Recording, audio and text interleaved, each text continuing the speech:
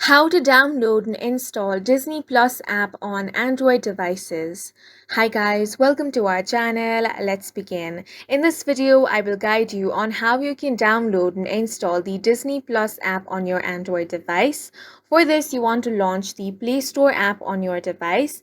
Make sure to sign into your Google account over here. Now, you want to tap on the search bar. Here, you want to type Disney Plus. Then tap on the search icon.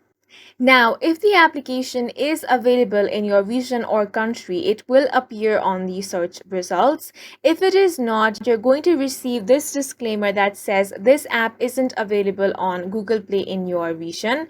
Unfortunately, if you receive this, you will not be able to download the Disney Plus application on your device.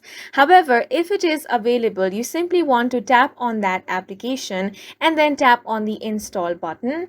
Once you tap on the install button, the downloading will begin. Now, depending on the speed of your internet, it will take some time for the application to be downloaded. Once it has been downloaded, simply tap on the open option, log into your account and start using the Disney Plus app on your device. And that's it for this video. If you found it helpful, please make sure to hit the like button and subscribe for more videos like this.